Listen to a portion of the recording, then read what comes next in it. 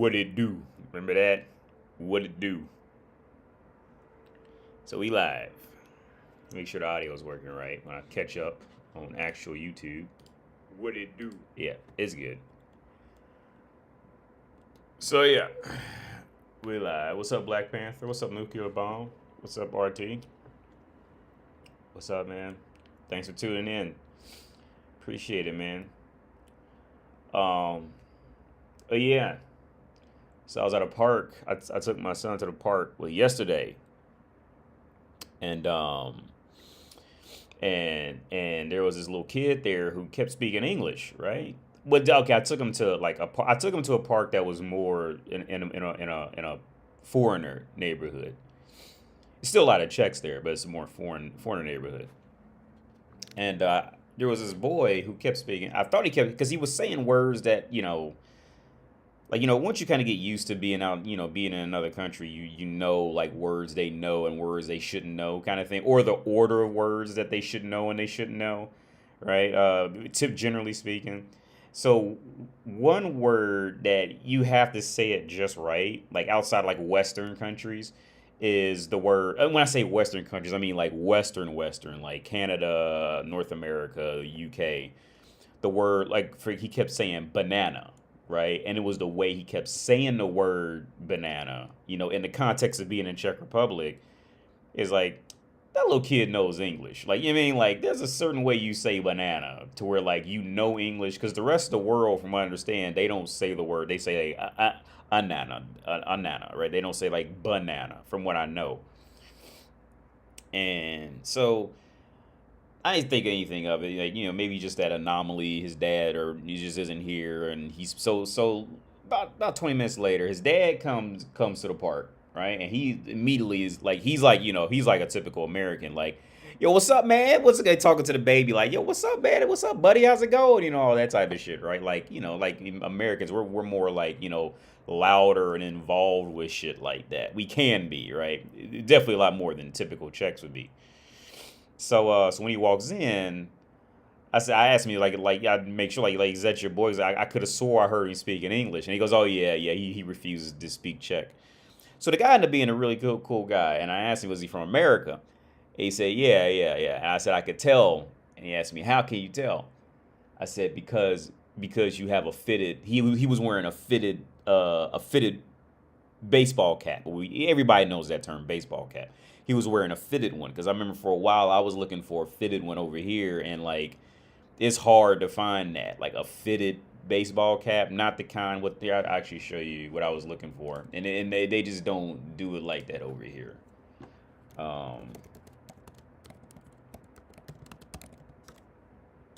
They don't do it like this. Like it's hard to find it. So let me see if I can find a picture that shows. Let me see. Yeah, you guys should be able to see that. See if I can. So for those of you who may not be in the U.S. or know what I'm talking about, the back of the hat, like, okay, this is what it looks like, right? But the back of it is just like a smooth cloth, like you can't adjust it. So like it's more or less like custom. You can call it custom fit, but it's more or less like a tailored hat for your head. Like, and it's like certain sizes you get, right? So when I was a kid, the tailor hat shit. I mean, not tailor, the fitted hat shit. Like that's when you was like, you were doing something. You weren't balling, but you were cool to have it when I was I was a teenager. In the U.S., they used to run about, I think, $40 when I was in high school. But like, yeah, like once we became aware of like the fitted caps, there was no more of like, let's just do like a regular one. See if I can find the back.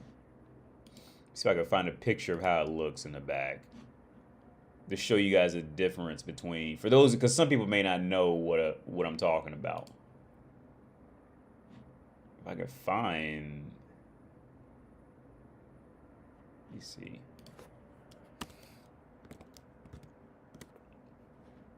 Yeah, see, like this shit, like,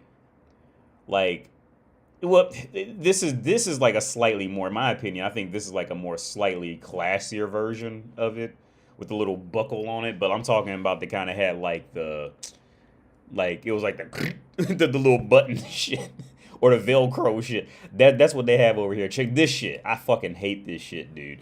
The only time I like this shit is when it be like white bitches with ponytails sticking out the back of them, right? When it be, you know what I'm saying? When it be them tight bodied white bitches with the ponytail sticking out the back of that hole. That's the only time like it looks like good, especially as a bald dude. Like that shit just looks weird. Like what, like being bald wearing that. I think it looks weird. So like if I were to wear a baseball cap, it would be like this snapback shit is like not cool, dude. Like I mean, I don't say it's not cool, but like where I grew up, like you had to have a fitted cap, right? Once you knew fitted caps exist, if you was wearing this shit, like you'd fuck around and get roasted for wearing that, right? So anyway, so we was talking. So come to find out, I got his number. I should have asked if he wouldn't mind, like, you know, doing a live stream or something with me. So come to find out, the dude was from Chicago, and he's 43, and he was actually coaching football at Central State when I was going there, which I thought was fucking. It's crazy how you meet people on a whole other side of the world type of shit, or like in a whole other state or a country. But then like if you look back in your past, like you two were like literally like probably like within 100 feet of each other, like, you know, 10 years ago, 15 years ago type of shit. So he spent his whole life coaching football. So he said when he came to Czech Republic, he did the same thing. He came to Czech Republic to try to coach, and he did it for like a decade, I think, 10 or 20 years. He said he did. This is why I try to tell my girl, like, okay, so he had been coaching American football over in Czech Republic. I ain't even say anything. He started going off on, yeah, like the Czechs, they just don't have a certain ambition. Like, you know, they don't have that like, you know, he said like us as Americans, we have that like that, you know, that never give up or like try harder, you know, we have it. Whereas like the Czechs, I didn't even say anything about it. He just started going on a rant. Like he sounds like how I talk on here. Like that's how he was talking in the park. And he just started going on about it, right? Like he said, yeah, the Czechs, they just don't have any ambition. They just lack that you know, I'm gonna get up and I'm gonna make it work. I'm not gonna give up. I'm gonna make it work. I'm gonna get fucked up. You know, like they just don't have any sense of that. And I could tell like he was just drained. Now he told me he spoke fluent Czech. But he just, yeah. And I could see it in him, like, it was just a waste of time trying that shit. But I'll be honest, though. I'll be fair. The only area that I would say the rest of the world completely beats America is in keeping women under control. Or beats, like, Western countries. That, like, for literally every other category, I can speak for the U.S. specifically. The U.S. is either a dominator or is in the top 5 of whatever the fuck you talking about, right? In majority of whatever that's out there, that's going to be valuable, right? America is going to be either number 1 or in the top 5, at worst the top 10, right? But the only area where we just completely fucked up was in keeping track of bitches. Like that's where we just lost like all that shit, dude. Like all of it. All of it. Chad Hats, Xavier. What's up, Xavier? yeah, man. I want to. So the dude I was just talking about, he said that there was one store that sells like fitted caps. There was one store that specifically sells them. I couldn't find them when I was looking for them. I was looking for them probably about a year or two ago. I was trying to find like, you know, a legitimate, you know, just a fitted cap, right? I remember I stopped a random woman on the street because she had one on. I asked, where you get that from? And I was with my girls. That's no reason why she didn't get like completely panicked type of shit. And she goes, oh yeah, Czech doesn't have any style. Yeah, I think she got it from the UK when she was in the UK or some shit like that. But yeah, I wanted one for a while and I couldn't find them. So he said he said he found one. There's one shop that he found somewhere in the center, and they sell them. And he said they actually sell them for good prices. Probably because nobody knows what they are here. They, you know, and I hate to bash Europe. Like Europe is like 25 years behind, like, you know, style type of shit. Like they're just like when it comes to like trendy style shit, or anything like that. Like they're just like 25 years behind. rocking Tommy Hilfiger, rocking Calvin Klein. To European, they might not know what I'm talking about, but America, you immediately know what I'm talking about. Like Calvin Klein, bro. Like Tommy Hilfiger, y'all still wearing that? Yeah, they still wear that out here, bro.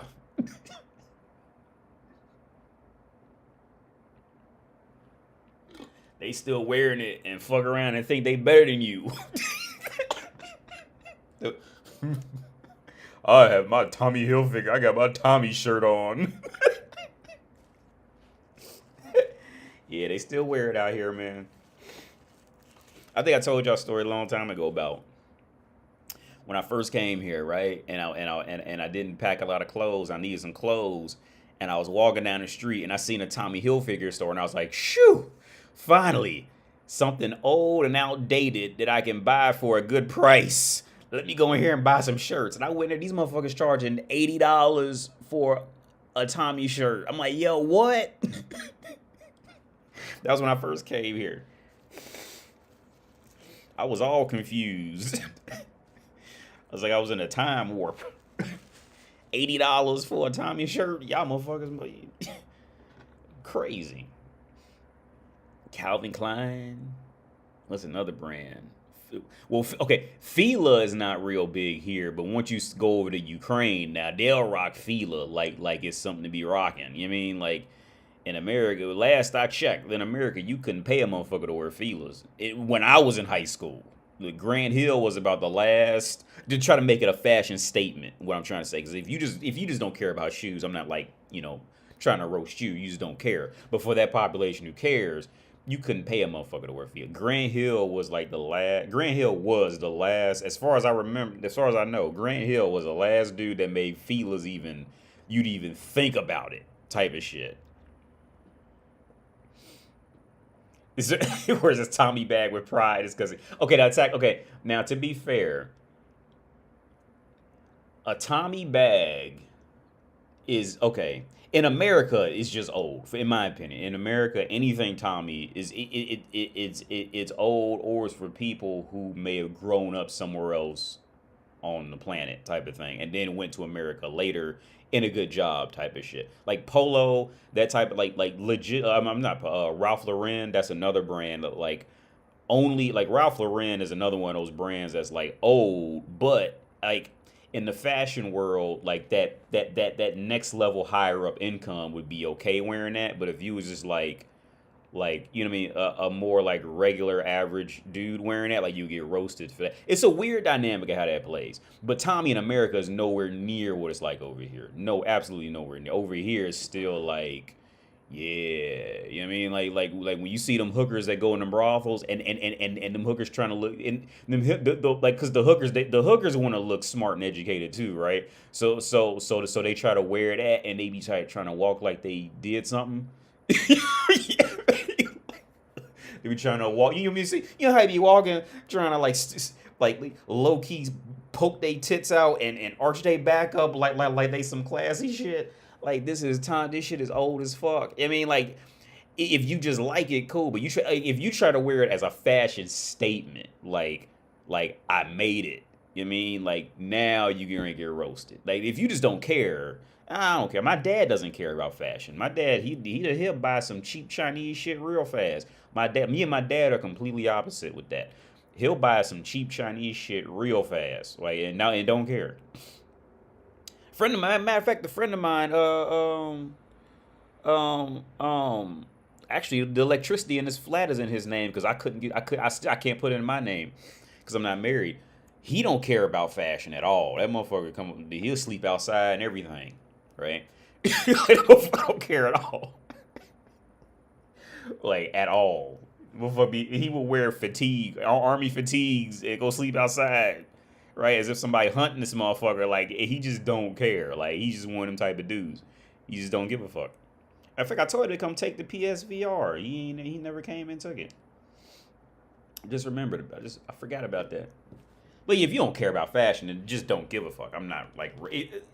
my thing, like, if you don't care, I'm not that type of person that's gonna roast you if you just don't care about something, right? Like if you don't have the attention to care about it, then do whatever you want to do. Like just be you. But like in that world of people who care, yeah, they get roasted for that. For walking up into the club wearing some Tommy shit.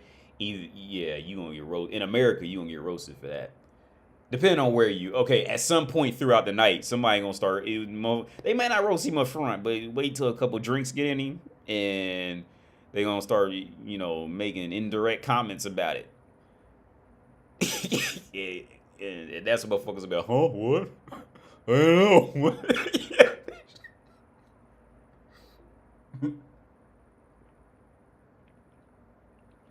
But to be fair, I'm out of touch with brand names because here's the thing, because America keeps moving. That's the thing, like the U.S. keeps moving, whereas like Europe kind of stays stuck 25 years behind. So like I'm completely out the loop. So the only thing I focus on is, okay, is it good? Is it made out of good material? Does it look like it was made with some care? Is it tailored to fit my body properly? And are the names hard? As long as there's no writing on it, I'll roll with anything, right? But I remember what the U.S. was like, and in a group full of Americans, you start talking about Tommy Hilfiger, you might start getting roasted, especially Calvin Klein. You might start getting roasted. U.S. Polo, the same bracket. So Polo is the cheaper. If I remember correctly, Polo is the cheaper. Well, no, I always get that confused because there's Ralph Lauren Polo and there's U.S. Polo, and I think Ralph Lauren Polo is like the cheaper Ralph Lauren brand, and I can't remember where exactly. I think the U.S. Polo is that blue and yellow shit. It's been so long I can't remember exactly how that fits, but yeah. It's a symbol that you made it to the upper middle class in Central. Yeah, tag. Yeah, yeah. So you must be from over here, yeah, or know some motherfuckers over here.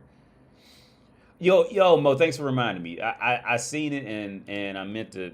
Yeah, thanks for reminding me about that because I meant to read it last week and I forgot. Let me pull it up real fast. But yeah, Central Europe. That was a sign that's a sign that you made it. Like Gant. Now Gant is another one. And Tachyon, if you knew that, then you know that Gant is another sign that like out here it's like you made it, right? Whereas but here and I told that story. The weird part about Gant was when I first, because I always kind of seen Gant over here, didn't know what it was. It doesn't really look that great. It's just like basic, it's like basic suburban American, basic suburban like higher class. I say like upper middle class suburban white clothes, right? So when I would see Gant, I'm thinking it's gonna be something cheap, which that I quickly found out Europe is pretty much the opposite. Like you ain't gonna find no clothes for cheap over here.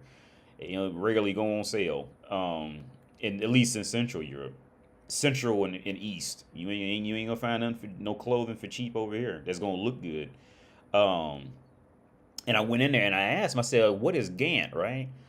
And I always get hit with that same initial response because, like, I think at first, like, they're not 100% sure that I might be from America yet. So, like, over here, it's safer to assume I'm from, like, poor Africa type of shit. So they always kind of hit you with that, oh, like, it's American and blah, blah, blah. And my response was like, hey, no, I'm from America and I've never heard of this brand. Like, are you sure?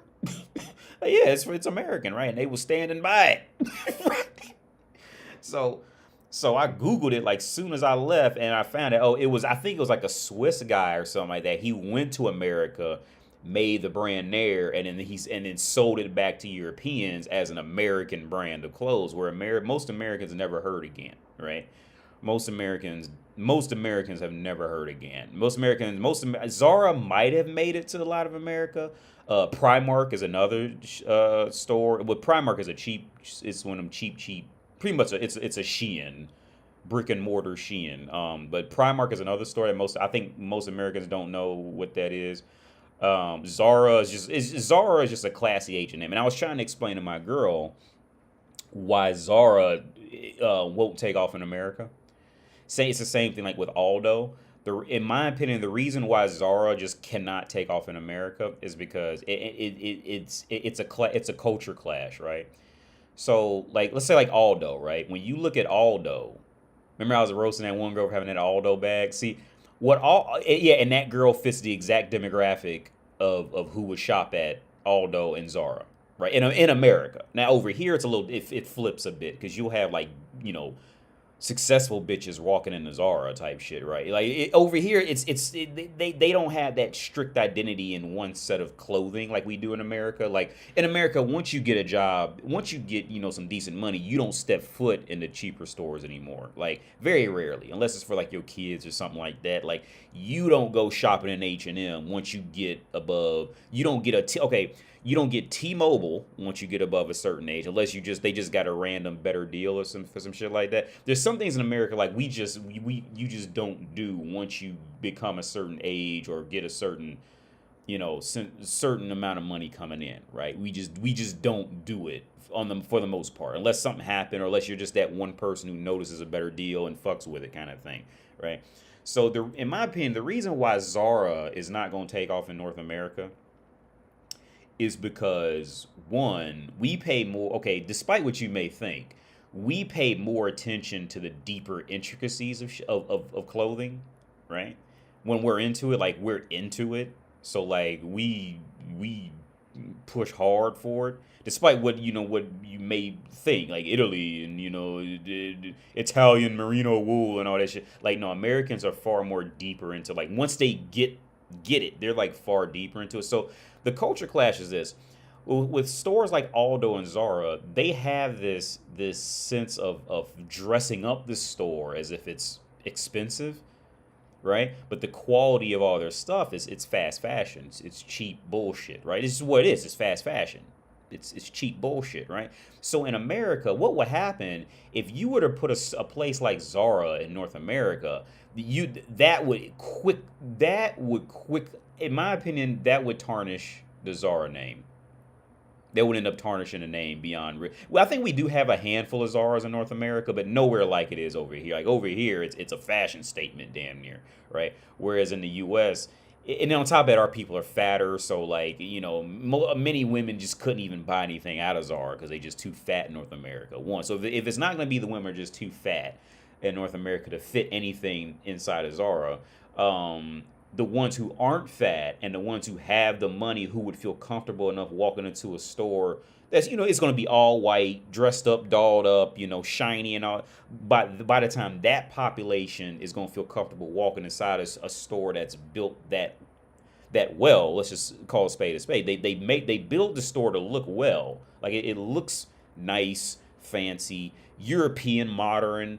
It looks nice, but if you were to get that demographic of woman who's 5'7", 120 pounds to walk in there to buy some clothes, well, see, that woman in North America is fucking with guys with more money, right? So she's not gonna want a pleather purse, right? She's not gonna want a polyester dress. That's all Zara is gonna sell. It's gonna be low end, fast fashion, cheap knockoff shit. So like, by the time, okay, like a Brittany Renner is not, okay, I'll give Brittany Renner the applause.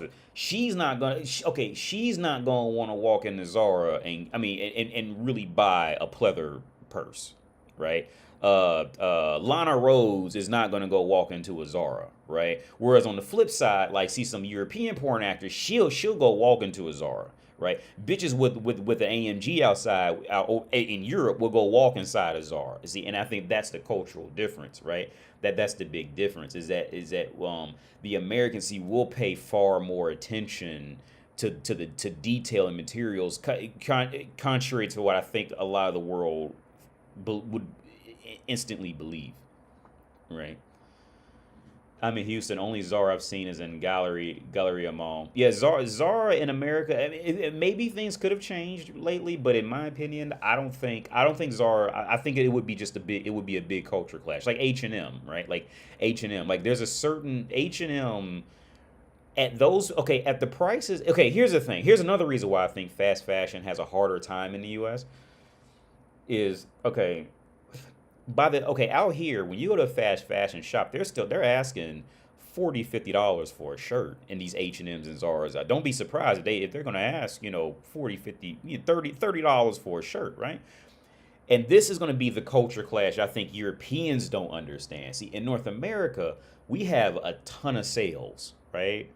You can go to Nordstrom Rack and find some good quality shit. You go to Nordstrom and find something. We have in America, we have a ton more sales. Sales that are actually worth something, not like 30% off, but when you go to the rack, only one thing is 30% off and the rest of it's like literally like 50 cents off type of shit. No, like when America throws something on sale, you'll fuck around and go get you a whole wardrobe out that for sale section and save you some in price and save you some decent money off of it, right? Where in Europe, they don't do that. Like they don't have sales like that, right? So what I'm getting at is, see, over here, if you put a shirt for $30, motherfuckers be like, oh yeah, that's a good price. I might not find a better deal than that. Where in North America, if you put a polyester shirt for $30, for people who are into that, they gonna say no.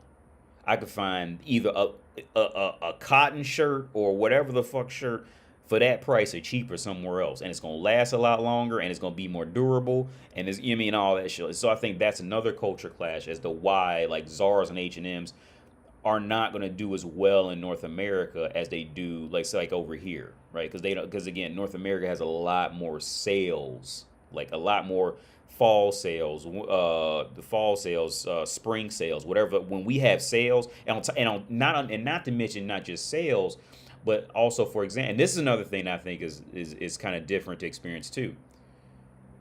Let's say you want to buy a pair of Timberlands, right? Good luck buying a pair of Timberlands in the middle of summer out here. You ain't gonna find them anywhere, right? Because it's not in season. Now in North America, you can go to any Foot Locker, if Foot Locker's still there. Last I remember in America, you can go to any shoe store there and find you some winter boots, in July, because you just want to buy them, when they're gonna be cheaper because they not in season. See, out here they don't do that.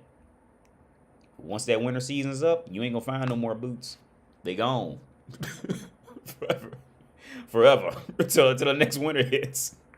Or you might find some lucky store that sells them, but something's up with that place, right? So it's these little things that why fashion and like it's just there's different. There's a whole theory behind all these situations. Like another scenario, I think, is how Americans hear that they have like cheaper healthcare and education is relatively free outside of North America. I'll either use South America because I have experience with their education system, right? But what Americans aren't, okay, because since most Americans don't leave, they're listening to other Americans who have never left, and they're just reading shit, from a book, right? And they're not actually going out there living. Like reading is good only up to a certain point, and I think these scenarios are bigger, right? So for example, one big argument that Americans have is like, oh, education costs, which it does cost, and medical expenses are fucking wild, which they are in North America, right? But so let's focus on the education side, right? Education is free, which is nothing's ever free. It just comes out in a different way. It's free in most other countries on the planet. But the thing is, the problem that starts is, okay, once you make anything free or easy, it makes the people more lazy. This is an inevitable fact. I think it was Abraham Lincoln. I know it couldn't have been Abraham Lincoln, but there was one guy, one older guy, and he made that statement. He said no matter where he's traveled to, every country he went to where people were given something, they never learned how to get up and build for themselves. You have to create hardships for people so they continue to grow and become stronger. So what I've learned is that the countries that would typically have free education, they have to still nerf it some kind of way. It has to become nerfed because it's never going to become this perfect wonderland, right? Because somebody always has to make the burgers, somebody has to sweep the floors, somebody has to mop the floors, right? So what I found in South America is, I still remember this one girl, man. I will never forget this girl, and I wish I could find her, but it would be impossible to find her. When I was in Buenos Aires, man, we would go to these different schools, like teach and talk to the kids. Went to the rich school, to the poor school, and it was one school in the middle.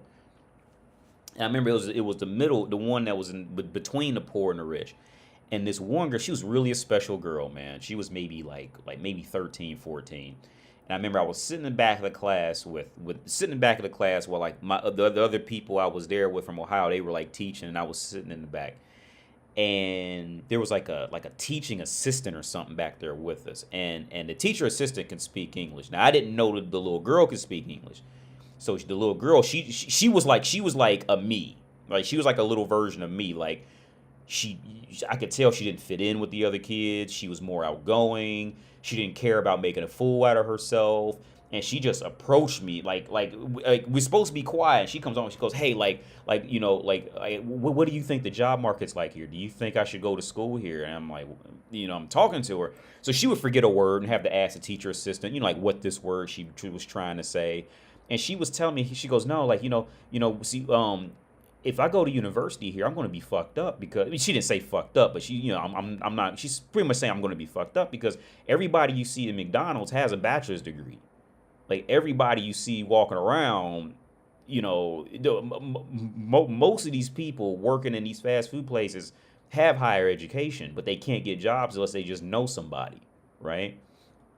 So that's one issue you get with making education free. Another issue you get is you just got to make the testing incredibly hard, right? Because again, you have to nerf that. Like it's going to be a problem. Like higher education is going to be a problem because, like I always say, you have to keep at least half the population, like relatively speaking, severely enslaved to keep anything moving, right? So you have to nerf it. You cannot just you have to, right?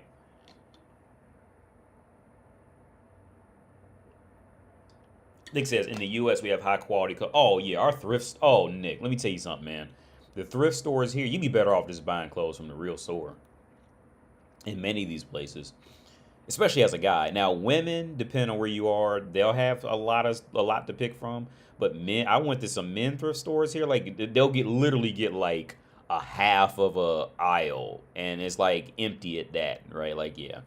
Our thrift stores in America, you can find some good shit in our thrifts. A lot of good shit in our thrift. I don't know how it is now after the economy went to shit after COVID and all that, but where I live, there are luxury brands, and a lot of Chinese tourists only come here to shop. Oh yeah. That overall quality and the overall quality, I would say America is definitely going to be in the top 5 because there's just a certain level of shit that we're going to let. There's just a certain level of shit that we're going to let go, right? Like we just don't let certain shit go. Yeah, right. Like, so but I'll say the two areas where we did let go is food and women. Food and women were the two areas where we let go.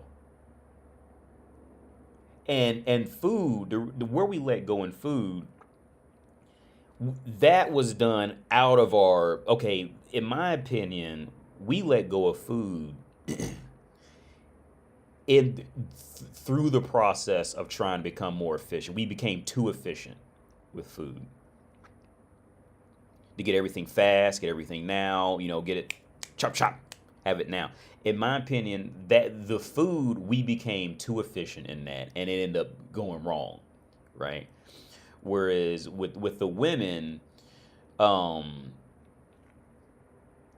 with the women, well, I don't want to dive into race, but that was more of a racial thing of what initiated that was trying to break up African American families. And who was working with the African American families? It was the white women, and the white women would hear that, oh, if you leave John, you'll get more benefits from the state, and on top of that, you could even get money from him, girl. And that's how a lot of that shit started in North America. But yeah. But yeah, so America, we let go of food. We complete now everything else. I think is everything else for the country for the U.S. I think is pretty much going according to plan. Which I know a lot of people gonna disagree with me with that because rent is fucking outrageous in most of North America. Car insurance is unbelievable. Insurance in the U.S. is just ridiculous, unless it's just dental insurance. Um, but overall, I think America is going according to plan. And the reason I say this is because I was just watching this CNBC thing, and CNBC gets some stuff right, but they get a lot of stuff. Like CNBC is clearly being run by people who've never left North America type of shit because their perspectives on what, or maybe they're just trying to cater to people who've never left North America type of thing. But CNBC, I was just watching a thing about it's saying like why America doesn't have to repay its debt or something like that. And now one guy, he said the same thing I said. North America doesn't have to pay back the debt, and they really. I think North America really could pay. Oh no, correction. North America can afford to repay that debt, right? See, and here's a big difference out of all the countries who let's look it up.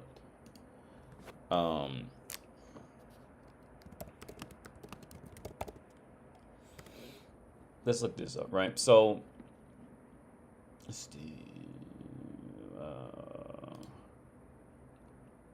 I don't want to find per capita because that's a whole nother. Let me see if I could just find like just a strict amount because I don't want to do per capita and get all into that right now. Yeah, because I think if I'm not mistaken, Japan is number one, but they're number one. But if I'm not mistaken, Japan bought North America's debt to try to play bill collector and earn that money. So like Japan is like a very falsely that's not like they're just wrongdoing kind of thing, right? Yeah, this is per capita because Sudan is ranked second. Yeah, this is per capita. Oh wait, no. What am I looking at? Measure amount. Okay, no. Here it is. Yeah. So here's the thing, man. Like, so with American debt, the big reason why the U.S. is in a different position is because one, North America invested more into its own technology and education, right? So to put it into perspective, I think I was talking to my dad about this a while back. To put it in perspective with that American debt and why is really not a big deal.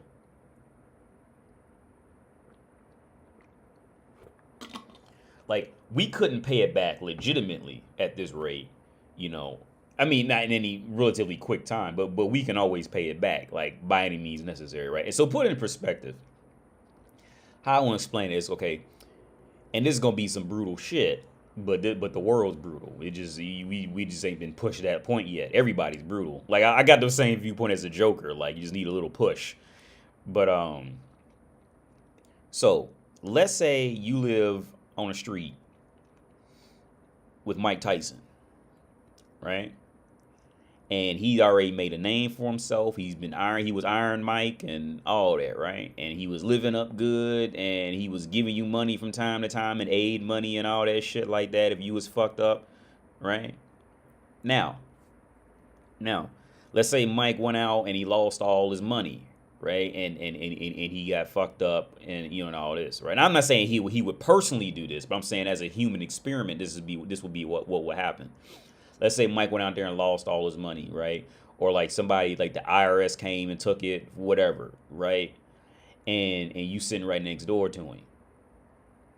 Well, at first, Mike would try to be a reasonable, decent human. He'll try to go out there and get some credit cards and max them out. Maybe take out a few loans to try to build himself back up. Fuck around and lose that too, right? Guess who's going to be on that chopping block? The neighbor, you, right? Because guess what? What made Iron Mike was his muscle and his skill with his muscle. It was the education in using the skill with his muscle to become Iron Mike, right? So he can use that later, right? So see, that neighbor who maybe went, Mike, I can't loan you $50 this week. I can't, look, you got to go out there and make your own living, man. I can't take care of a grown man. Yeah, let Mike's stomach start growling a little bit, and he done burn out all that credit. All his creditors done told him no. You really want to tell Mike Tyson no in that situation when he still got them guns? When he got that gun show and that You think you gonna tell Mike no? He gonna beat your ass and take whatever you got, right? Now translate that into countries, right? North America literally has 4,000 missiles hovering around the world. And so to give you what I mean by 4,000 missiles, what's it called?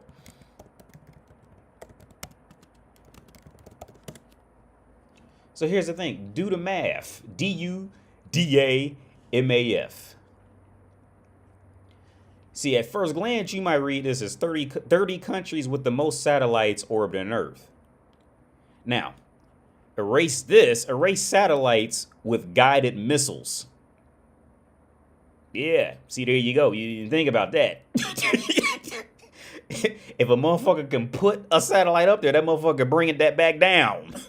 That is 2,000 satellite. That is 3,000 satellites, 3,000 effectively missiles hovering above the goddamn Earth, right? Not counting the missiles we already got on Earth.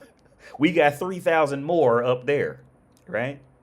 How many countries you think got the proper weaponry to shoot down the missiles when they start coming in on them poorer countries? Right? Yeah, see, you got to think about this on a whole bigger scale than that, right? So here's the thing, in my opinion, it would really behoove the world to make sure America doesn't end up in that position, because we could turn into a bully real quick, real quick. I mean, and I'm not saying we couldn't lose. Like, Mike Tyson could get one-shotted by a 9-year-old girl. It could happen. Right? But do you really want to put a 9-year-old girl up against Mike Tyson?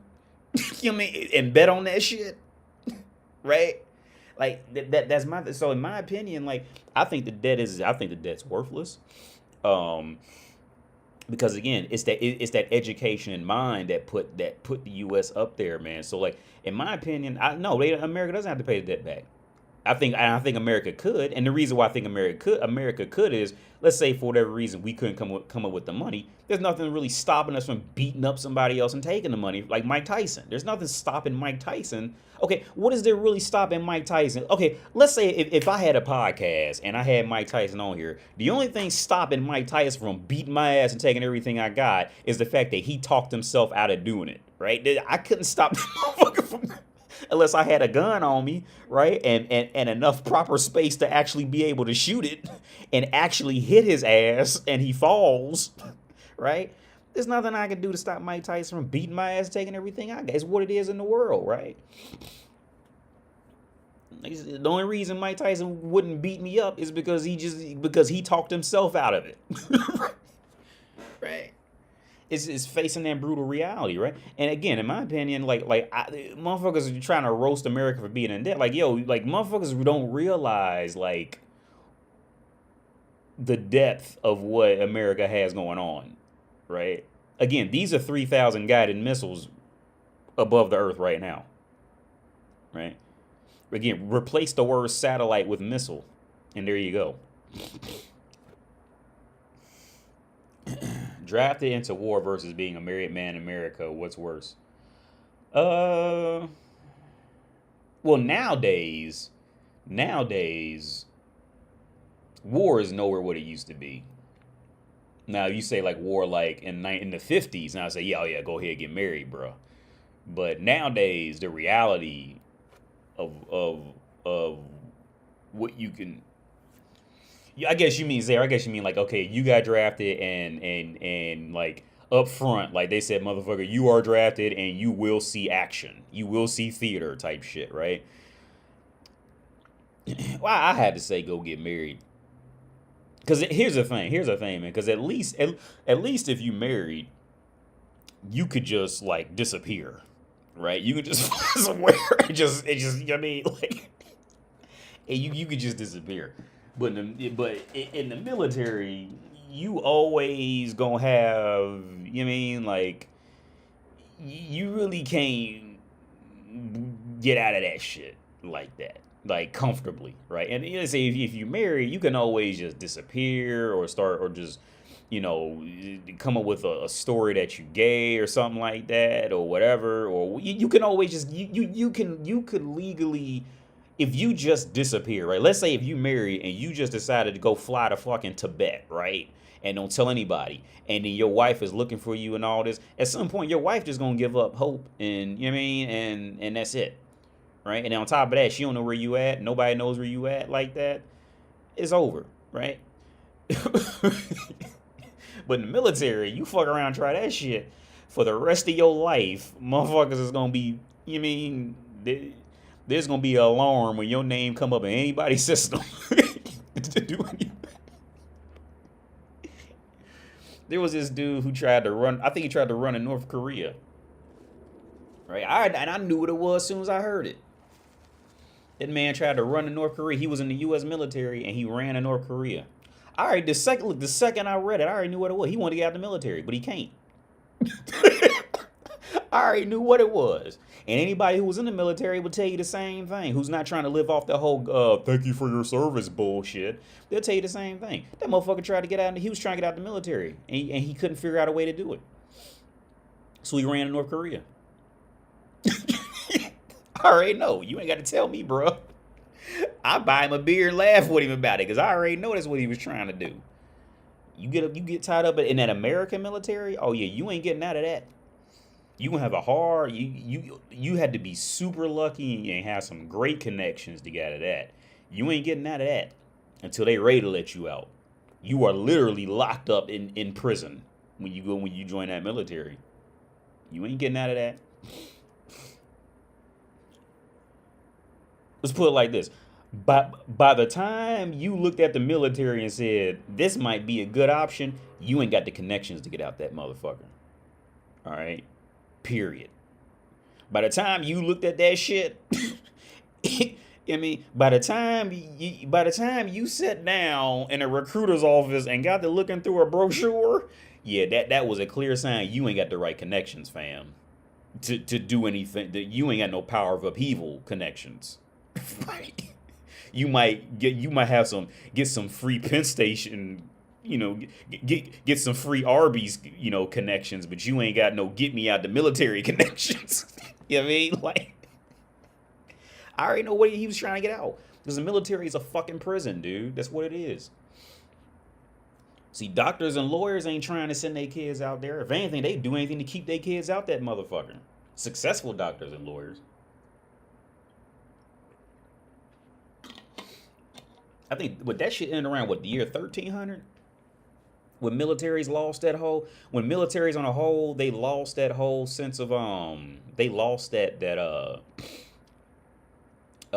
you had to be rich to do it type shit because you had to train on chariots and all that shit, and they ran it by meritocracy after that. So poor people could go do it in promise of land or whatever the fuck, you know, whatever, citizenship, land, whatever. Possibly those fat office types could go for Zara in the U.S. Hey, D, how did you learn so much about human behavior in women? KD Hall, man, just life, man. Just life. And I was always that dude who would always get approached by people and tell me their problems. I was always like that. I was always that guy. Like, because people always want me to tell a story about when I was in the military. And some drill instructor. The drill instructors always would end up pulling me to the side. Hope I don't lose this. I'm ready to click out of something. The drill instructors would always end up pulling me to the side and just venting to me, dude. So real quick, when I was at boot camp, my nickname was God because they found out that I had a degree in biotechnology, right? And the first question was like, well, why are you in here type of shit? And my honest response was, like, at the time I was going to get myself killed, you know, in real life. So I needed something to, you know, even me out. And I still remember, oh man, I was thinking about this woman a long time, about 2 weeks ago.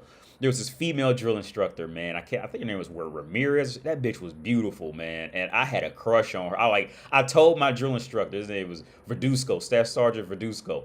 And I told him, right? Because we ended up getting cool by this point. Which is rare. But I'm not trying to say this is a normal thing. This is rare in these worlds. You can get that cool with a drill instructor type of shit. And I told him, because I remember he had me do something with her, and we had to drive somewhere, so I rode in the front seat with her. And she was like unusually comfortable, and but that girl was beautiful, man. She's one of them Spanish bitches, one of them Mexican bitches, but she was a beautiful one. And I told her, so he would have her he didn't tell me directly, but he would always like try to put me in a room with her type of shit, right? And she knew because he told her, and so she would always go, Radford, I need you to come over here and do this, because they don't talk to you like that, you know. For those of you who've been in the military, they don't say shit like, Radford, I need you to come and do this for me. No, like when you're in boot camp, like get your motherfucking ass over here and do this now. Like they, just evil, right? They probably don't cuss, but they evil, right? And she do it. Like I always wished I could have found her again, and just so we could laugh about it, right? But yeah, they used to always come and like vent to me, or talk to me about university or college, and and ask me about it, and I end up coaching them through the shit of their own depression. As they do have a lot of it. Drill instructors will be depressed. That's the whole reason why they end up becoming drill instructors, because they got kicked out of their real job, right? But drill instructors, they ain't gonna tell you that. Drill instructors and most recruiters become recruiters because they don't want to go to war or something, or they don't want to move or something like that. But a lot of recruiters and drill instructors those are the ones who lost their real job for whatever reason. They lost their job. They lost their real job, and they got put in that job as punishment for a year, 2 years, something like that. Fuck around, not get promoted in a proper time, and then they might get kicked out the military, that type of shit. But yeah, those recruiters you see, every recruiter you see, there's a good chance that they're doing that job as a punishment. Now, some recruiters maybe just didn't want to move, or they thought they might end up going to some type of war. So if you're a recruiter, you're exempt from war type of thing if you take that job. So like I say, it's probably about half and half. I say it's probably more guys got in trouble. I say it's probably about 30-70. Right. I say it's about 30-70. They got in trouble at their real job. With feminazis crying for equal rights, I double dog dare the U.S. and Canada to try and draft men only into a war. Yeah. But no, I learned so much about people, man. I was always in like the darker, relatively speaking, like the darker sides, or mingle with like the darker sides. Like for example, I'm thinking about this one guy right now. He taught me how to make BW3's hot sauce. And I'll tell you the ingredients. He told me the ingredients, and I was like, bullshit, get out of here. So he said, yeah. He was like, no, I'm telling the truth. And it tastes just like it. It was, if I remember correctly, it was ranch dressing, hot sauce, pepper, and maple syrup. Try mix it, maybe salt or something else extra like that. But those were the core that I can remember off the top of my head right now. So if you want to try it, you try it. And as soon as you mix it together, it smells just like it. I was like, get the fuck out of here. If I remember correctly, it was ranch dressing, black pepper, maple syrup was the one that kind of threw it all off, that where I just knew he was lying, and I can't remember, and hot sauce. Well, anyway, that guy had just killed somebody like the week before we were hanging out, and he was running from the police. And and we was hanging out on Christmas together. It was me, him, and the guy who I rented my flat out to while I was living while I was living here. And we had nowhere to go, so like Christmas, all day Christmas and Christmas night, we just like rode around in my car. And and universities become ghost towns on these types of days, right? So we were just riding around. It was cold outside, just riding around, talking, laughing, and hanging out. And he was probably scared because he knew he was going to prison, type of shit. And that's what we did, man. We were just talking the whole time, and just hanging out. That's what we did, right? And he ended up going to prison. I think about 2 weeks later, 2 or 3 weeks later, he ended up going to prison. And I don't know if he ever is going to get out, but because it was something big he did. I don't remember what he did.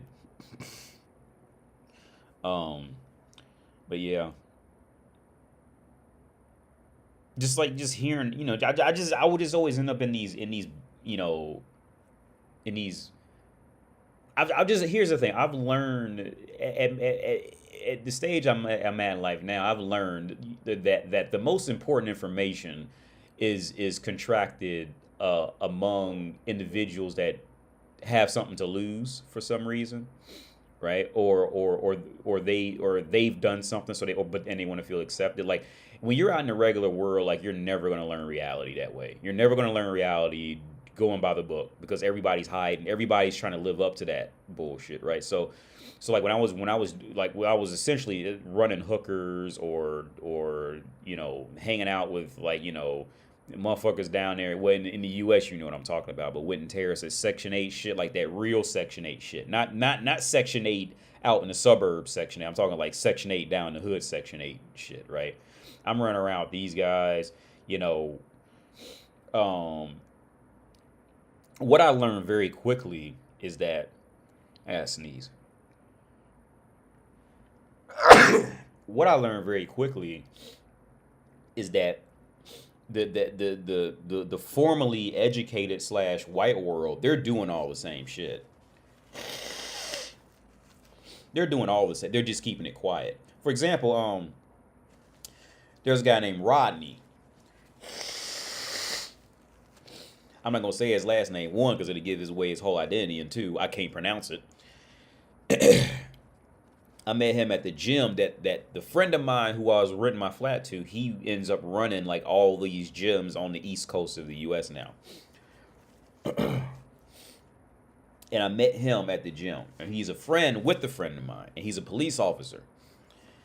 And okay, so remember when the flat that I had in the U.S., it was next door to a Whole Foods, right? So that tells you about the location of where. Well, generally, that can tell you the location of where it was. That's not a poor area, right? Maybe not a super rich area, but it's not a poor area by any means, right? And so we got to talk, and I asked him about the crime rate in Centerville. He said no, like the crime rate, the difference is some way in the police force in like, let's just say the white neighborhoods, because that's how we refer to it in North America. In the white neighborhoods, they're going to specifically not document a lot of this shit, or like kind of blow it off, or like they'll try as much as they can to not have it formally documented so it keeps the property values high out there. But he said no, out there it's the same amount. It's probably, if not more, domestic violence. They're just keeping it, they just, the white population keeps it more quiet. Right? I couldn't tell you how many times I would go to Whole Foods. I think every Wednesday or Thursday night in Centerville, Ohio, you can go to Whole Foods and they have like live bands playing, or not live band, but it's like a guy playing like a bass, a stand-up bass, or like a guy playing like a saxophone. Everybody just like sits down and and drinks. There's a bar right next to it, and a fresh pizza place, like New York style pizza place, like right next to it. Like the European pizza that like falls if you try to pick it up, so you gotta like either like cup it or like cut it with a fork or knife type of shit. So I couldn't tell you how many times when I moved there, I seen more drunk people going out to get in their cars than I did living in the black neighborhoods. Before I moved down there, I seen it happen more down there in the white neighborhoods. But you want to know the weird part is that in the white neighborhoods, they would do it with a sense of belonging, right? Like it was done more with it. Here's the thing, like in the black neighborhoods, like they know they're doing something wrong, right? But in the white neighborhood, it was like, no, I'm supposed to be doing this, bro. Like they get to talk, yeah, I'm ready to go home, and be stumbling out this motherfucker, like. Like in the black neighborhoods, like motherfuckers get drunk, and they'd be kind of carrying themselves like they know they doing something wrong for real, and they hope they're not gonna see the police on the way out there. That type of shit? No, in the white neighborhoods, yeah, I'm supposed to do this, bro. What? And I've had a few drinks in the last 10 minutes, and what's the problem? They be in there so how it was set up. So it was a grocery store, right? And so it would be like, every Wednesday or Thursday, at least back then, it would be either, because I would always go and get pizza out of there, because it'd be on sale like on Wednesday or Thursday, I can't remember. So I would always go over there and get pizza while it was on sale. And either it'd be like the live person playing music, or it would be a setup where you can walk through the whole Whole Foods, and you might have to pay like, I don't know, like $8, but you can get a sample of all different wines and foods, like walking on. You know how many times motherfuckers been there and stumbled and knocked over the whole goddamn stacking of wine glasses and all type. They do that shit all the time in there, man. Like them motherfuckers are more rowdier in there than they were anywhere I ever seen up there where I used to live on Riverview. More crazy. Far more crazier. They just quiet about it. I mean, but yeah, that's one thing I learned because I was always either like growing up or living or going to school in like the white areas, or I was going to like summer camp or something like that in the black areas, or had friends in the black areas. So like I was able to like bridge that gap and like be able to translate what the other one's seeing, type of thing. Right now I'm not going to be 100% accurate, but I was able to do that a bit more, I think. But yeah.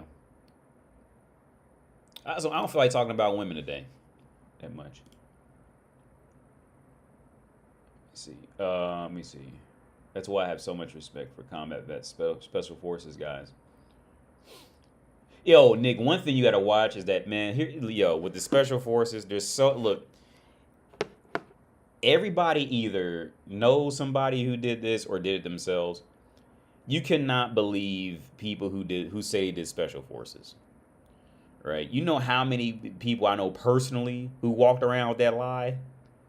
Or they say, oh, I could have went special forces, but my drill instructor just didn't like me, or some, some silly shit like that. It's always, when I was in, and I didn't stay long at all, but when I was in, I seen, okay, there's always gonna be that fucking idiot who says that, yeah, I could have gone special force. Let me tell you something. I did see one guy who was gonna do special forces, right? And he was legit. Right. It's one of them things like when you see this motherfucker move, it's the same thing like watching like LeBron James play basketball in high school. Like he was just on a whole different level, dude. Like a whole different. It's like, it's like that fool in high school who thinks he's going to the NBA, and this motherfucker can barely, score 15 points in a high school game, right? But he thinks he's going to the NBA if he practices real hard. And then you see LeBron James play right after him, you'd be like, yeah, no, bro. You ain't going to the NBA. Like when I was in high school, I seen OJ Mayo play because he had his partner was Bill Walker, and when you seen them two play with high school with their fellow high school colleagues, like you could tell, yeah, that they was going. It was like they were playing on easy mode and everybody else was playing on all Madden. Like it was just unbelievable. Like when you play a basketball game on easy mode, you can just shoot that motherfucker from anywhere it go in. That's how they were. And everybody else was on all Madden. They was like trying to do a layup and air ball and that. Oh God, yeah, that type of shit, right? It was the same thing with the military. So when I went in, I was one of the baddest motherfuckers I thought in Ohio, right? Because I was easily doing 20 pull-ups. I was doing all that shit because I was training for the Ironman competition at the time, right? I thought I was the baddest motherfucker in Ohio when it came to that, right? And then I seen him. I met him. This dude was easily over 6 foot, built like he should have been in the NFL. He's a white dude too. And when you seen him move, you knew, yeah, because I think he even said he was supposed to, like they were gonna put him in special forces, right? But when you seen him move, he was a real one, right? I could, okay, on my best day I could probably try to keep up with him, right? But I was not on that level, right? I could say it, right? Because I'm not living in some old Al Bundy 4 touchdowns in a single game bullshit, right? Right? I was good, but I wasn't. He was just a next level type of motherfucker. I on my best day, I'd be struggling to keep up. I would be struggling to keep up with him on my best day.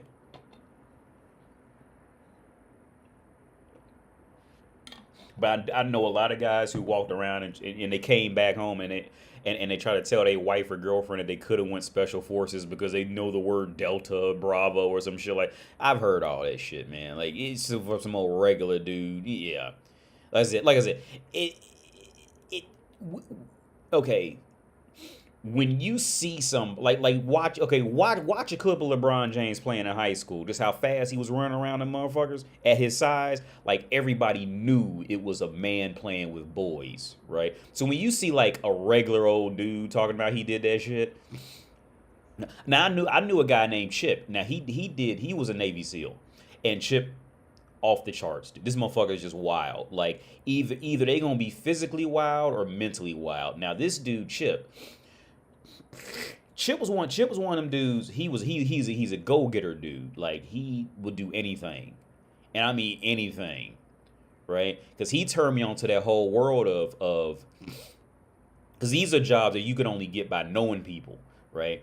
So he turned me on to that whole world of you can go be a bodyguard and for drug dealers, for like big drug dealers in like Mexico and South America. Like you can go there and be a bodyguard and you can get paid $10,000 a day, right? But you're going to get shot at, right? There's no if, it's when.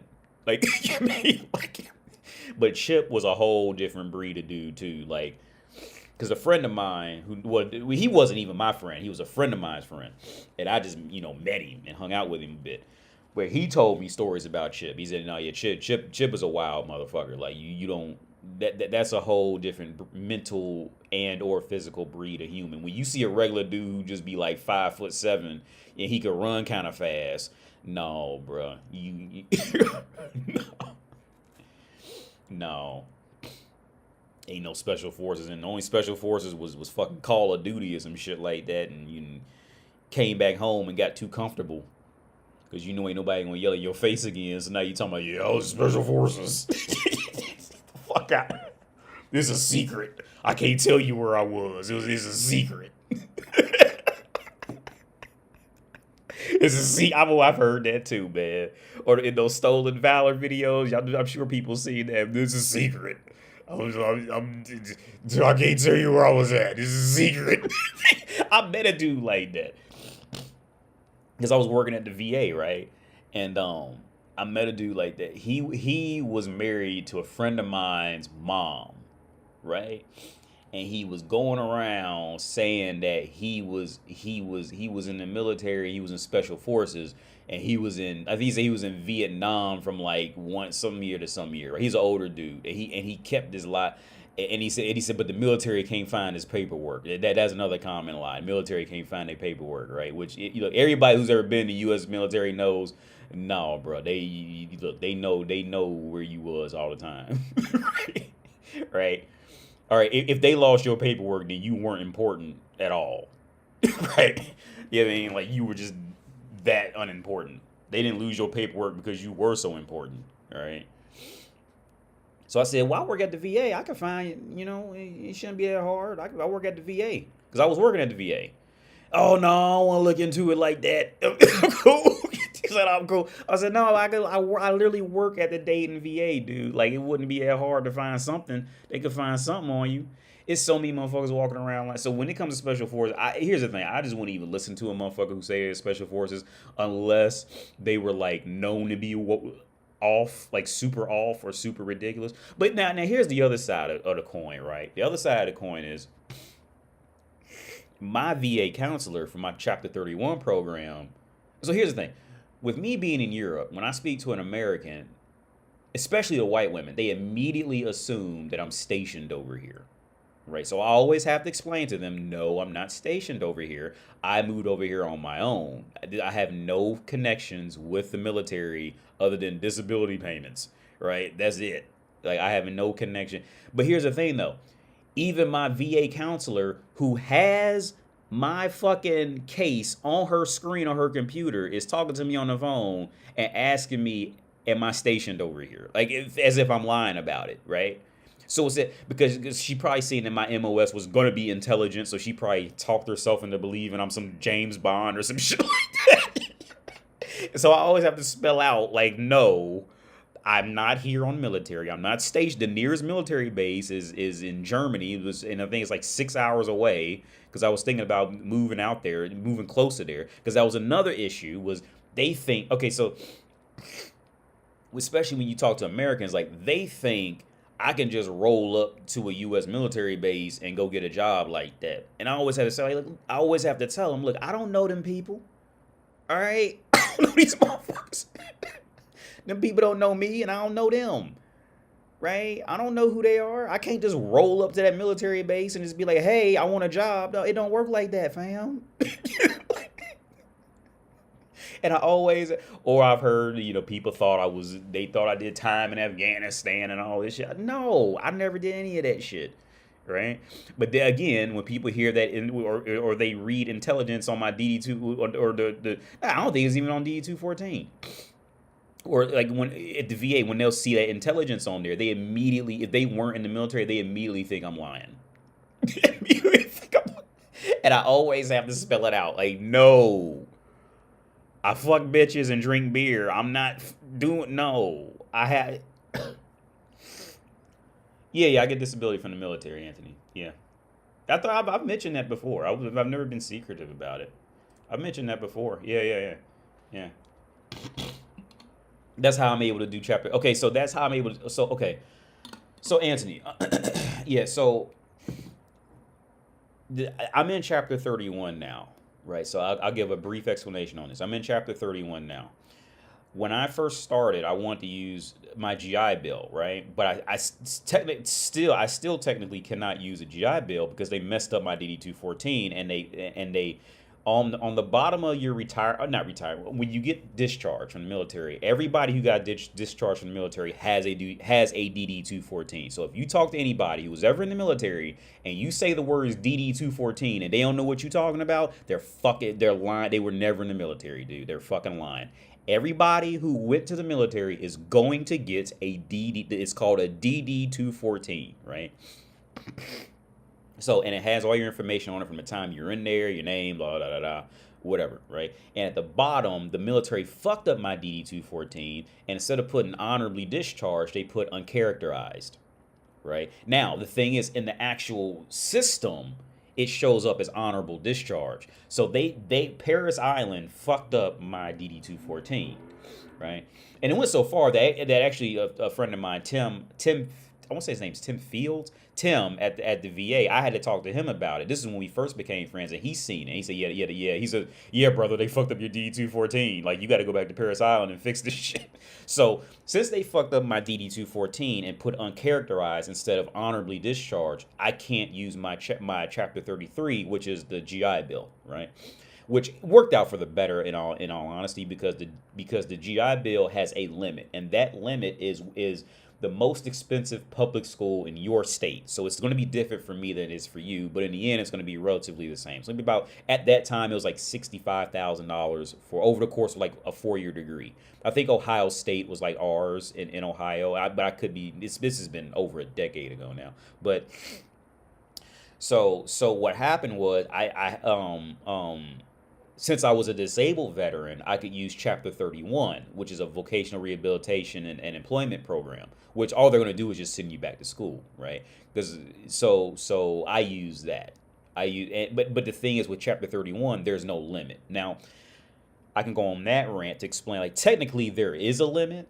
Technically, like, no, I'm sorry. Technically, there's no limit, but they'll try to tell you there's a limit, and they'll even say there's a limit, but there's no limit to Chapter 31 because I worked in the offices with the head of the entire state and most of the people that's hired in that department. Okay, they'll just keep sending you back to school, right? Depending on how you word it, your situation, all that, right? Now, they'll try to tell you there's a limit so you'll talk yourself out of, using it forever because they don't want you to just keep using all the money.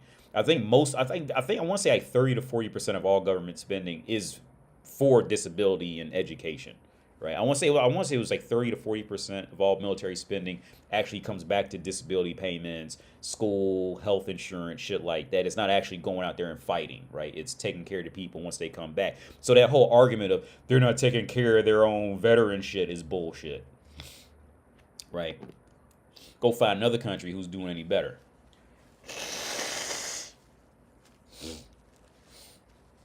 That whole argument of they're not taking care of, they're not. Let me tell you something. But by the time a military veteran, is one of them old dudes sitting outside the VA like that. Okay, for those of you who don't know, if you go to a VA, you always gonna, especially in the summertime, you don't be surprised if you see a lot of old guys sitting out front of the veteran outside the VA hospital, shit like that. By the time they're out there like that, those dudes are the fuck ups of the fuck ups, right? By the time they're sitting out there like that, either they quit trying or something they should have been doing, or they gave wrong information, they lied, whatever the fuck. Those guys are usually going to be the usually they're going to be. Now there are every now and then you find one who genuinely ended up in a bad situation, but for the most part, those are going to be the military is going to take care of their own in a lot of in a lot of those ways. From first time home buyer, whatever, right? They're going to take care of or you at least have a leg up, right? So yeah, so I've been using Chapter 31 as a disabled veteran. I could use that, so it worked out in the end. So my Chapter 33 can essentially be given off to my son, so he can use that benefit. So what both benefits are going to do? They're going to pay for college, and they're going to give you a stipend every month. So, and that stipend, which I don't know how it's going to work in my case, because my case is my case is always going to be different. That's just how my life goes. But I don't know how much his stipend is exactly going to be. But he's going to be taken care of with it. He'll have a huge leg up from, anybody who's not just having mommy and daddy pay for all their college. But yeah, make sure it's still on. Have a huge. But yeah, it's 8. I'm gonna get off here in 10 minutes. I rambled that long. I'll get off here. At 9. It's 8:47 now. But yeah, man, I remember one drill instructor. He pulled me to the side. I was carrying. I still can't remember what I was carrying. And he pulled me to the side, drinking a Monster energy drink. He was drinking an energy drink, and they all do chewing tobacco because I don't think they're allowed to smoke. And he pulled me under the stairs outside. It was him and another one. But here's the thing: I wasn't even scared by this point because it had happened so much. Like I wasn't even scared to be pulled away. Because for those of you who went to the Marines, like you're always like a little scared of the drill instructors because they're just ridiculous in there, right?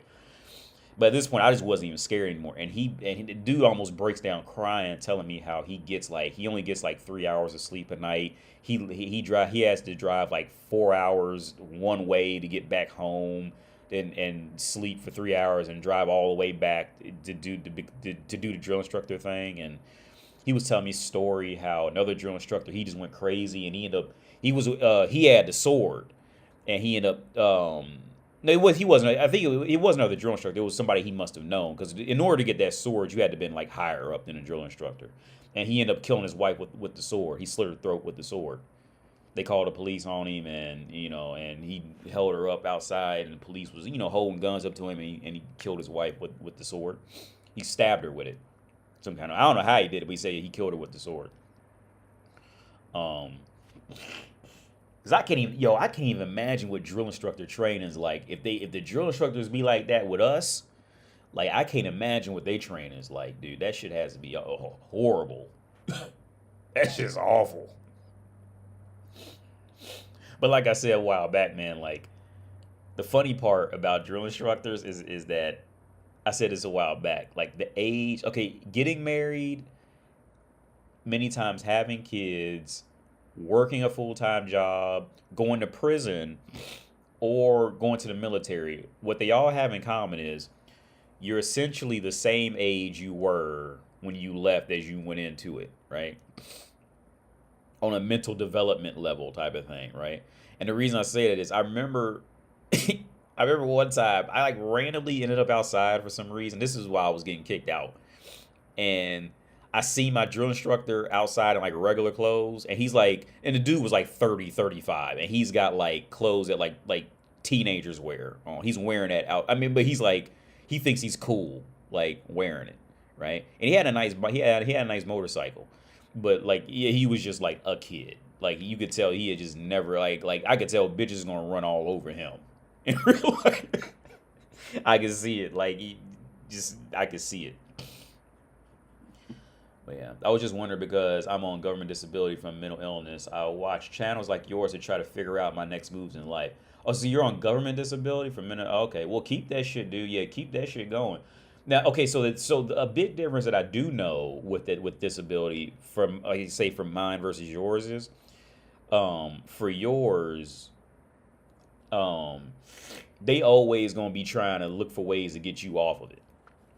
Right now, if you were like, if it was like a physical disability, like say you got hurt or something like that, they'll like in the U.S. they're always going to send somebody to like spy on you and shit like that. But with military disabilities, they never send people out to check. They never do, never do.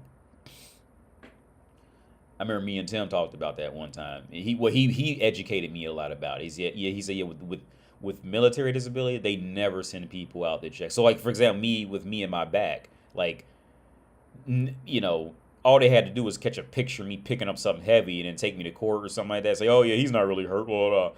You know. But they never send people out. But even with in my case, even if they were to do that, you could just look at my X-ray and see it like immediately that yeah, like it might not be hurting now, but he's fucked up type of shit.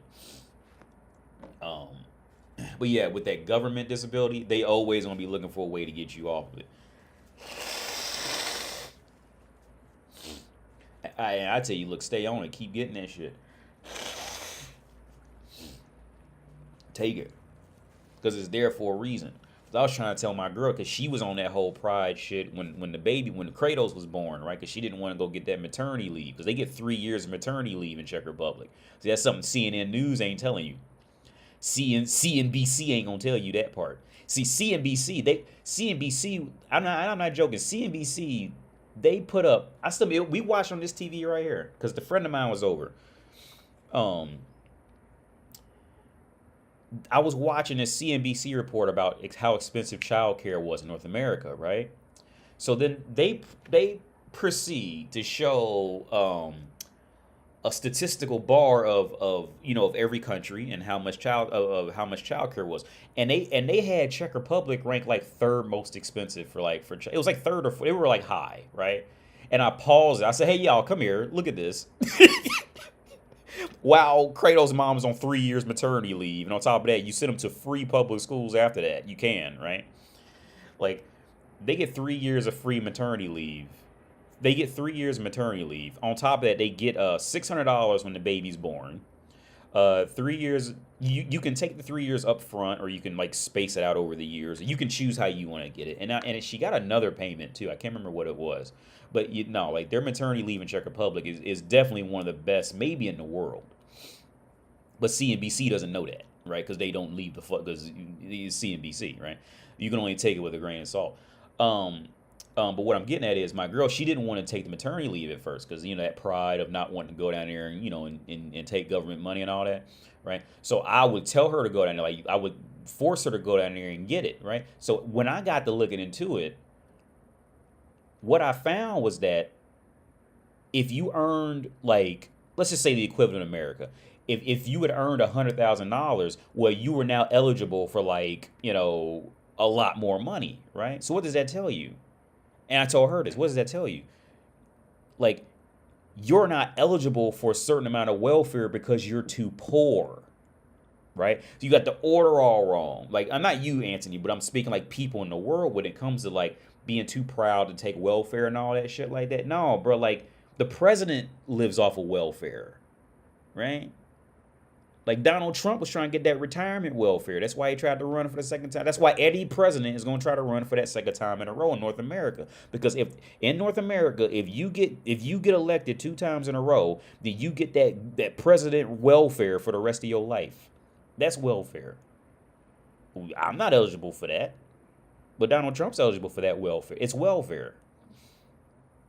Right? I would tell anybody to go in there and take that. Welfare is made for you, because if you don't go take it, guess what? Donald Trump and his buddies going to be sitting around with a new flat screen TV and new Mercedes Benz for their daughters to go to school on. You go down there and take that shit because it's for you. Ain't no shame. Don't be ashamed. See, they hope that you become too ashamed so you're not going to go down there and take it. Because guess why? Because they going to keep it if you don't take it. And see, they hope all them crabs in that bucket pull each other down into that. Now, go take that shit. I'll tell anybody to go in there and take that welfare money because it's for you. Because if you don't go take it, they buddies gonna keep it. Right? You know what? This is why I told my girl, if you don't go down there and get that maternity leave, guess where that money's gonna go? It's gonna go in that wall in Pavel's daughter's room. in that TV if you don't go down there and take it. So she finally did. She did go down there and get it. She has it now. But she didn't want to get it. She didn't want to go down there and take it. And because she would say, like, she didn't believe it was possible, you know, because she never done anything like that. You know, I said, no, it's possible. See, and you know how many times, like, we'd be in the car and I have how many times I had to explain to her, look, in the white collar world, the reason why the white collar world gets away with so much is because they're hoping that you talk yourself into self-destruction. This is how the white collar world gets away with horrific crimes, dude, is because they hope that you talk yourself into giving up. And for the most part in societies, it works. You know? Hard work. Right? You should hard work. You should want to do hard work and not live off the system. You should be somebody who wants to give to the system and be a productive citizen. Right? But guess what? Guess what that same guy's daughter's doing? Living off of daddy. Getting jobs given to her by her uncle. She's not, his own daughter's not doing that. Right? It's beautiful. I love how it all plays out. I love how it plays out. Hard work. You can't get anything without hard work. You should want to give the society and all that. Yeah. Because you'll talk yourself into believing it. Because you want to fit. Because here's the reality. If you think other people believe it, then you'll believe it. Like $1.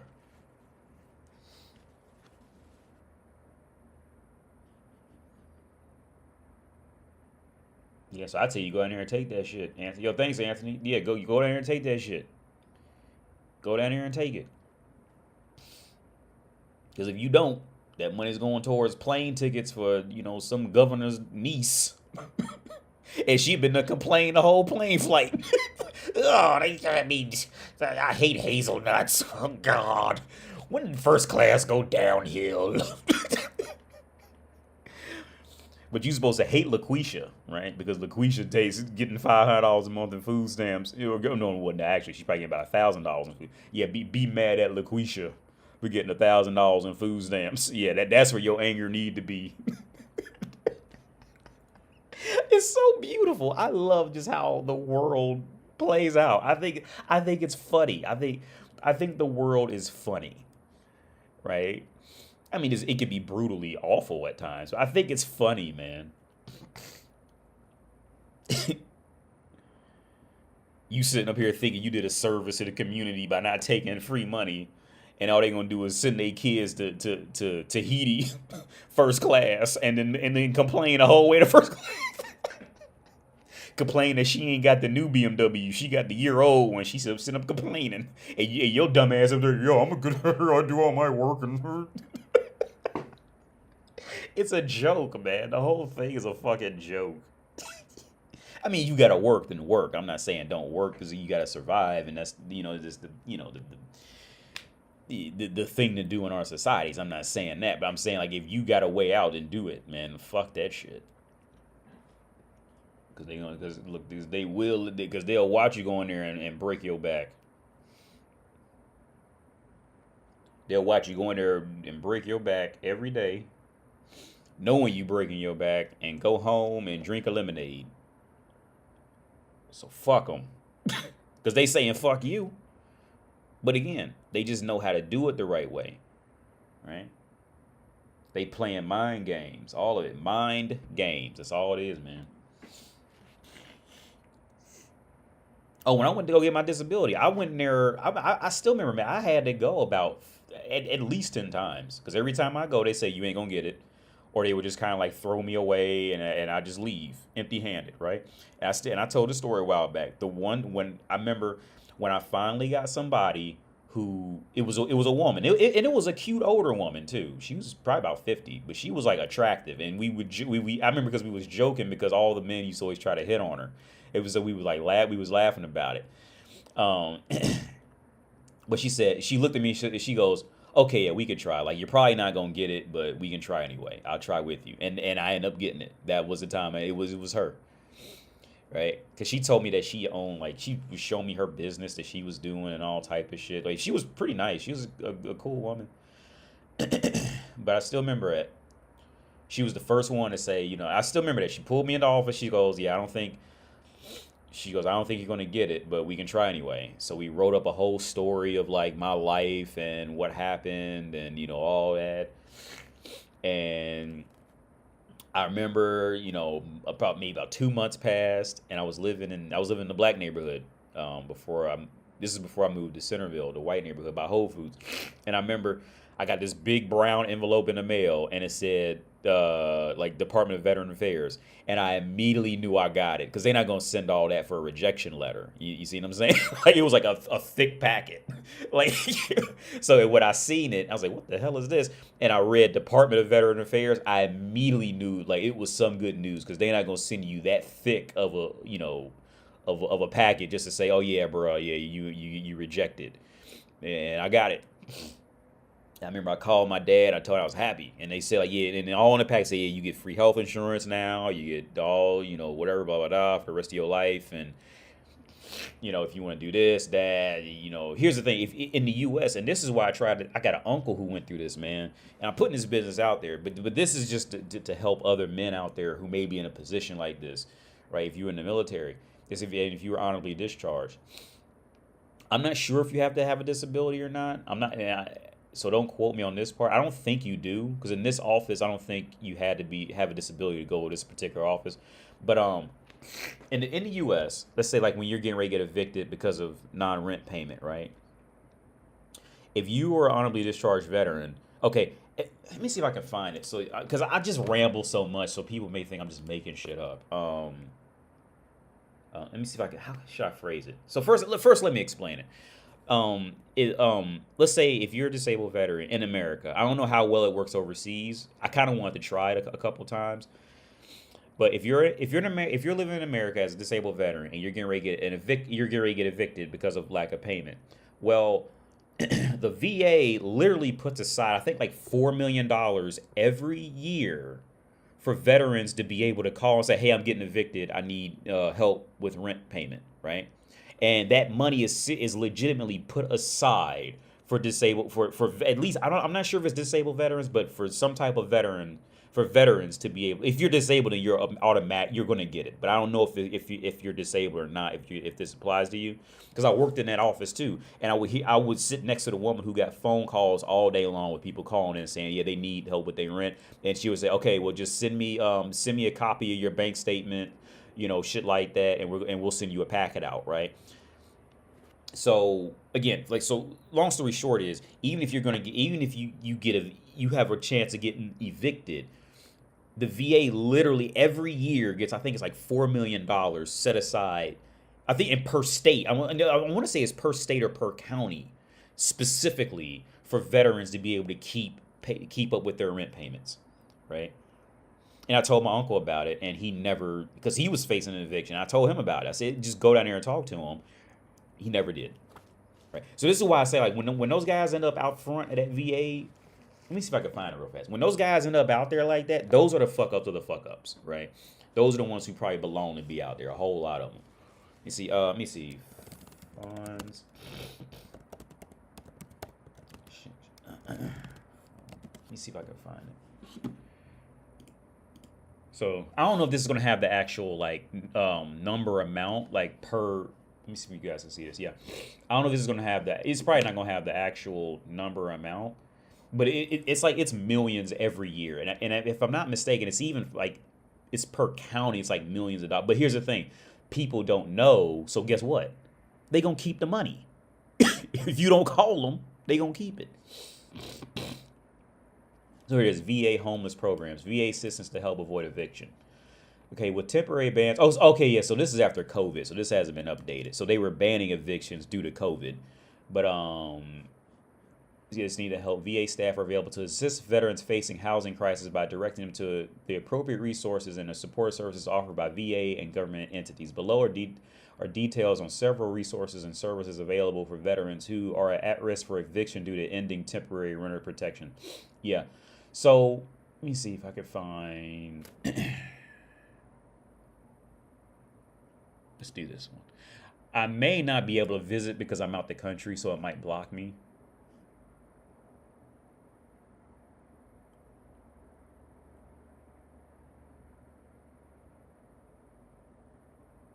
me see what is this town, country, state. I think this might be just for regular people. I don't think this is even for military veterans anymore. Yeah, I think this is just for regular people. But people don't know these things. Well, now you guys do, because, you know, you watching me. But yeah, there's millions put aside to help you if you're an American. But see, so this goes back to what I would go on before.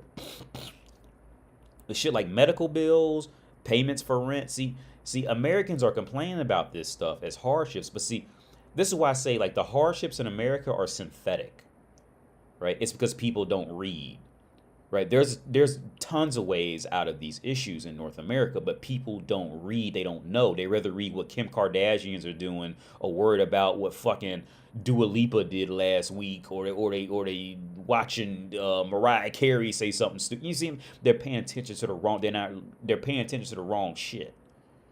Right, America has ways out of the medical bills. They have, or a large portion of it. There's ways out of this shit. Well, now you've learned it because you've been watching me. But Americans, they don't read, right? Because again, I told you, when I was in I had a surgery, when I had my inguinal hernia surgery, right? They sent. I remember because I even had health insurance under my dad at the time, because I was still in college, so I could have his insurance until I was 25 at the time. And I remember even with his insurance, I got the payment. I got the bill, and it was like $10,000. It was like $11,000, right? And I looked, I said, I can't pay this shit. I'm a struggling community college student. I can't pay this, right? So I read every inch of it to see if there was any way out this motherfucker, right? See, this is how the white collar world moves. And on the back last page, it's going to be printed in the most boring, print, because they don't want you to read. They don't want you to know, because if you read, now you know what you can do. You have options, right? On the last page, it was printed like the, gray font, no color, because they're going to put that front page in color because they want you to read that, right? And it will say, yeah, if you can't afford to pay, then come make an appointment so we can make out some type of payment plan, whatever. So I said, shit, I might as well, because I can't pay this motherfucker anyway, so I might as well see what they got to tell me. So I remember I went down there. I made the appointment, and I went down there. And it was this little short, fat white dude. And I could tell he had been doing this all day. And he asked me, he said, well, what are you doing? I said, well, I'm in college, man. I can't afford to pay. I just can't pay it. And he looks at it, he goes, okay. And he just like crossed out like $8,000, like right in front of me. He just went, okay. Is there anything else? I said, well, yeah, man, I got a car payment. I think I had a car payment. No, I didn't have the car payment. I had some other payment at the time. But I had my own flat. I told him I was in, I was going to school, I'm a struggling student, whatever. But he said, okay, well, I'll take this off too. Anything else? And so I felt kind of guilty. I was like, oh no, I'm cool. I want some responsibility now. Like, I felt kind of guilty for him doing it that fast, right? It was just numbers, right? So I think I had a payment plan of maybe like $70 a month for like 2 months or something, 3 months, something like that. It went down from like, it was like $10,000 or $11,000 down to like it was under $1,000. It wasn't much at all, right? But what I'm getting at is these things. See, in America, these things exist. Is that the people don't know, right? And I can't find one specifically for because, like I said, when I worked at the VA, this is the coronavirus aid relief, but this. Oh, no, this is just regular old Virginia shit. Okay, so let me type in Veteran Affairs, because this is like just regular people shit. Well, we're all regular people. But you see what I'm saying? Veteran Affairs. Let's do this.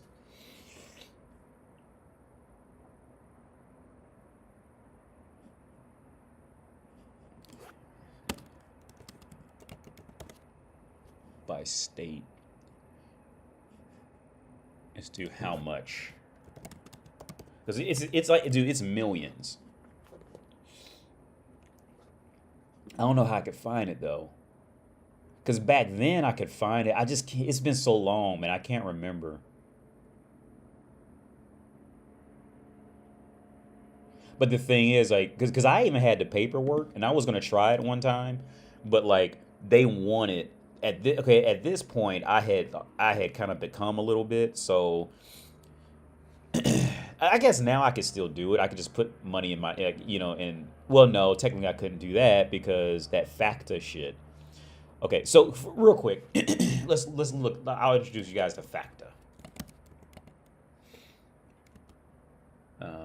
If that's the right thing, is it this? FACTA. So, uh, okay, so what I'm getting at is, as an American, you cannot go and just get a random bank account in many other countries because it's gonna flag money laundering shit. So as an American, you have to sign a waiver that America can actually contact and know how much money you have in, let's say, Czech Republic or Ukraine. I didn't come across it until I went to Ukraine on like a serious level. Like Ukraine was a hot zone. Ukraine, let me tell you something. This is something that the world doesn't know either. Ukraine was literally just a place everybody just ran to when they got in trouble in their home country. Right? That's where you would go. So a common thing from Middle East would be a lot of gay Middle Eastern guys would go to Ukraine and they pay some Ukrainian woman $400 to marry them type of shit. It would be either coming from that direction or it'd come from the west side of Europe because they fucked up with their taxes or something like that. And everybody would run to Ukraine and just hide out in Ukraine for a month to a year to 2 years. I didn't notice, so I went there when I was in Kiev. Most of the people you're gonna meet who can speak English or who aren't Ukrainian, that's usually why they're there, right? Especially if they spending some money, that's why they're there. But FACTA is this waiver you have to sign to open a bank account in that country. So it gives America that ability. So if they want if they want to see how much money you have, you can't hide it from them in your name in another country, type of thing. So what I was gonna say is I could try this now, but I guess I couldn't because I was gonna try moving the money in Czech Republic, but they could just use that FACTA shit to find to find it. But they're going to contact the banks and credit unions to see how much money you have to make sure you're not lying about it. And if you're not lying, then they're gonna pay it off. They're gonna pay your rent. Oh yeah, yeah, parody account. Yeah, $400. Yeah, yeah. Oh yeah. So okay, so that goes back to what I said. I think like last week. One thing you can gauge a country by, especially with what women will do anything in that country or in their culture of life. Let's just say what any woman will do anything in her culture of life is if you approach her with an amount that's 2 to 3 times whatever she's used to making in a month, right? So in Ukraine, most women are going to make about $200 to $300 per month. So if you walk up to her and say, "Here's $400, do X, Y, Z," most of them will at least take a while to consider it, right? Because her culture, that's 2 to 3 months worth of living, right? So if you go to America, well, you got to approach them with about $2,000 to $6,000, right? Because in that culture, that's what those women are used to earning every month. So Czech Republic is a little different. Czech Republic is an anomaly, but typically speaking, if you go to like a culture, but even it still works. But the Czech women, they'll do it for a lot less because just isn't taboo here. But that's a typical rule of thumb for a woman. You go to any country on earth, but you go to any woman on earth and you approach her with an amount that equates to 2 to 3 times what she's used to, managing per month, and she'll do it, or she'll at least highly consider it. So you can go to Ukraine with $600, and you gonna have what's that bitch name? Kylie Jenner looking bitches doing anything. Not Kylie. Which one's the cute one? Kendall Jenner. That's the one I like. Is it Kendall Jenner? Which one's the one? The only one that I think looks good. Yeah, Kendall Jenner. You gonna have bitches like this doing anything out there for $500. Look, and they'll look better than her. You gonna have this. You gonna have this out in Ukraine doing anything for $500. Yeah.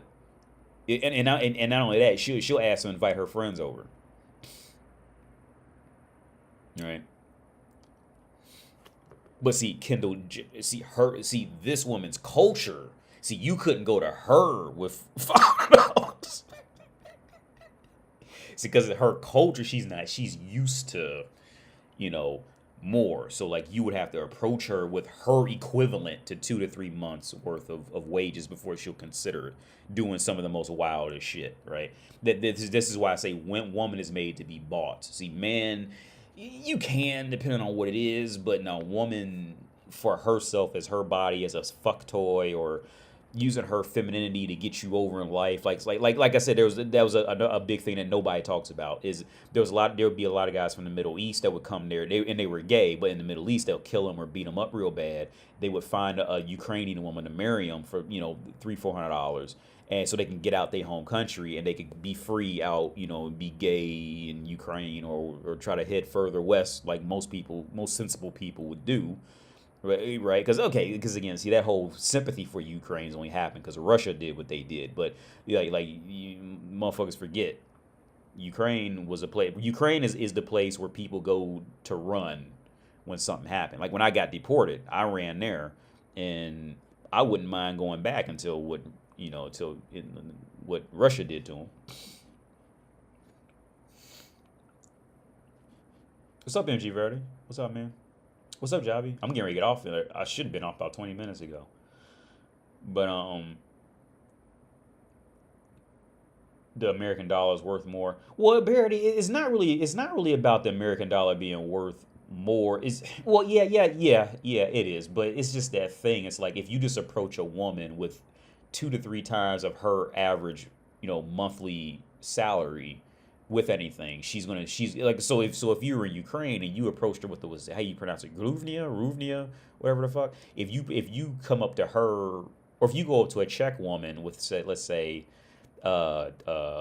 60,000 Czech crowns, which is about $3,000, like she's going to do anything for that, right? Right. It's just even if it's in their money, if it equals that amount, that is what will. I would say 95% of women can be bought right off of that logic alone. Now, of course, more money is always better for. I'm not, more money is always going to be better. But I think that is the initial buy-in to get any woman to do anything. Is you have to approach her with 2 to 3 times more what she's used to managing monthly, and that's your buy-in. That's what every woman selling. I would say the vast majority of women's selling price is fine on a strict currency level is that. Right. Oh, parody account. Yeah. If you walked up to an American, well, if you was in the hood or something like that, some of them might fuck with you for 500. But like you start talking about like a bitch like her, no, she'll laugh at $500. If that, probably wouldn't even pay you attention.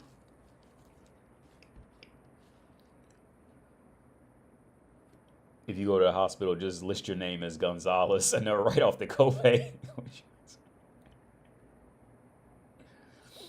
Yeah. But yeah, it's late, man. I forget. I'll read the because I gotta get off. It's 9:20. So I'm sorry, I forgot the comment. If you're still watching, man, I'm just gonna do it Thursday because I gotta go. So I've been on too late now. But yeah, because I was fucking babbling, so I apologize for that.